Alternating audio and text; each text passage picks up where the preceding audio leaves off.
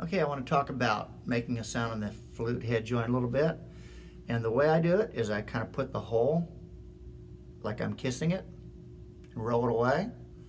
A little bit of the bottom lip is in the hole. You can see that. Then I blow my lips apart like this.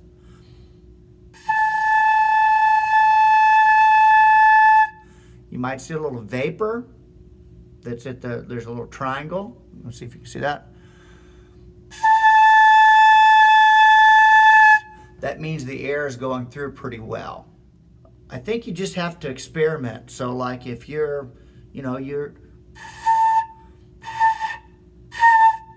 off center, it won't speak real well, but you just have to do it until you can find it.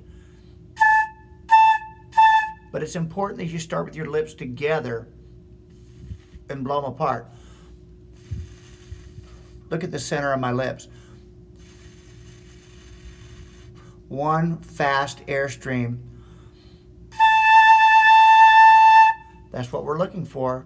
Practice doing that a lot. Probably the next step would be to put the flute together, hold it at one end, and then here. That's not going to make as big a sound. And so it's just putting the flute together.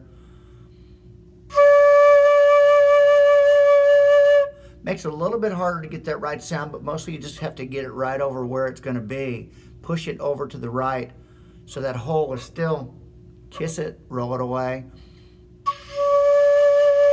and blow the lips apart. Another thing is the first notes that we're going to do is going to be in the left hand.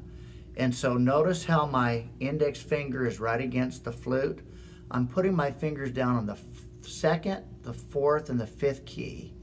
Not the first or the third. Second, fourth, and fifth. And this index finger kind of rolls around, so then my thumb is on the thumb key. It doesn't have to be like this part of the key. It could be way up here on the thumb. Then you can make some notes.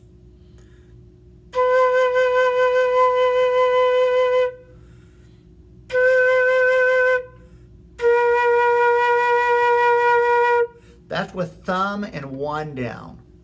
Thumb and one, and you get two different notes. One if you put your thumb there, and one if you get to put the thumb there. You can practice both of those.